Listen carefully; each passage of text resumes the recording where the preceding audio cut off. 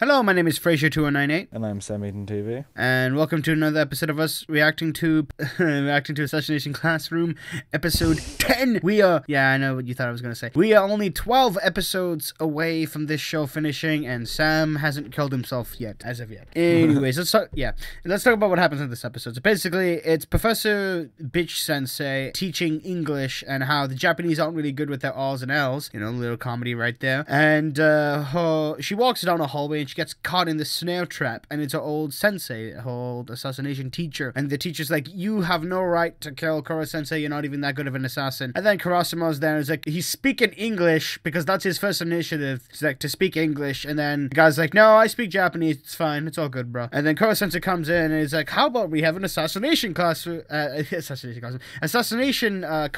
You and Bitch Sensei have to try to kill Kurosuma. And Kurasuma's like, why am I the victim here? And he's like, just do it. So they do it, and Kurosuma was like, what am I getting out of this? And Kuro Sensei's like, okay, if they don't manage to kill me, you can get 1 whole second of trying to kill me. And then Kurasuma's like, I can stab 5 times within 1 second. I'll take the deal. Even though at the end, Kuro Sensei was gonna wear a sheet of armor for that 1 second. So either way, that was pretty stupid. Anyway, so what ends up happening then was they're trying to kill him. Of course, the guy fails because he goes on brute force, and you have Bitch Sensei trying to seduce someone she already knows, and she makes the comparison of a daughter and a father at a club. That was stupid. Whatever. So anyways, after that happens, Kuro Sensei gives some words of advice to the Bitch Sensei, and just kind of tells the teacher why she is good at being an assassin, why she's good at being a teacher. And then so she's there and she's like, Kurosuma, and like trying to seduce Kurosuma, and all the students are watching, and she's like, Kurosuma, can I just stab you once? And then Kurosuma's like,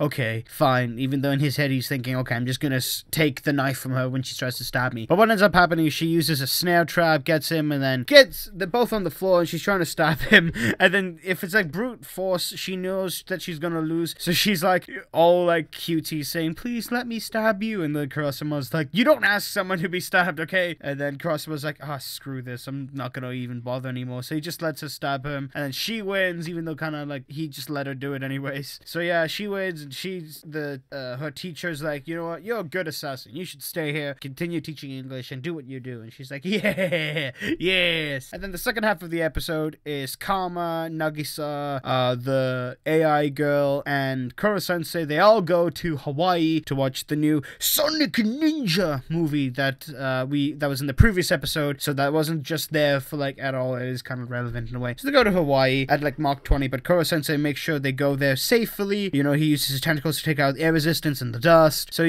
and apparently we learned something new. Kuro Sensei, although his head may be smooth, when he's at high air pressure, his head hardens so that the air kind of just flows off of him. So there's that. The AI girl during half the trip was like, hey, you should probably kill Kuro Sensei. And Kama was like, yeah, if I do that, we're all gonna go into the ocean, so I'd rather we not. So they go to the movie. It's really cold. He brings some like blankets, and then they're like, hey, this doesn't have Japanese subtitles, and he's like, it doesn't matter, you guys have good grades in English, and put my tentacles inside of your ear and I'll translate words that you don't understand. And they do that, and they watch the film, and it's like it's a generic film, and they even go, this is very generic, the ending is cliche. And the beautiful part of them saying that the ending was cliche is because at the end of this episode it is cliche, because we get introduced to these new villains, and it's a guy in a cloak and a guy with like, I would say bullseye in his eyes or something. It's really weird. And the guy in the cloak's to the guy, he's like, yep, that's your brother, can you see him? He's like, yeah, I can follow Nissan. And it's all weird. And yeah, basically he's like, that's my brother, even though my theory is that they're not really related, they were just born in a lab, that's why he considers him my brother kind of thing. So yeah, it has been established that Kuro Sensei was indeed human at one point, but now because of the experiment that happened in this far-off lab, probably by the Japanese government because they fucked up, you know, Kuro Sensei is now why he is. And probably blowing up the moon has relevance. Maybe the Japanese or like some secret organization was making a weapon on the moon, which is why he blew it up, to make sure it wouldn't do anything. So there's always that theory, or maybe something else happened. But that's all what we have right now. So anyways, now for our thoughts and opinions. Sam, you go first. This episode was Okay. Go on. Felt like 2 episodes, though. Which is something I've noticed about this series, is that the first half of the episode doesn't usually have anything to do with the second half. Which I don't mind, it's just something I've come to notice. Most cartoon shows do that these days. You know, it does, what, the SpongeBob thing? Yeah. Just 2 15-minute episodes, which I'm fine with. It doesn't feel out of place with this show, because it's not exactly story-driven. Yeah, but it is consistent in plot. Well, yeah. And I do like the way they kind of poked fun at their own ending. Yep. Although that would be kind of weird if they still played that storyline straight after just making fun of it. They probably won't. You know what's going to happen. He's going to be in the class, he's going to try to kill him, and then it's all going to be all Daisy. Yeah. Which, hopefully, we might actually get more of Koro-sensei's backstory. Because that is the most interesting part of the show, and we've only got, like, that 2 is the most glimpses of it interesting so indeed. far. Yes, it is. So, you enjoying the series so far? On a weekly basis, yeah. Go on and tell the guys what you told me.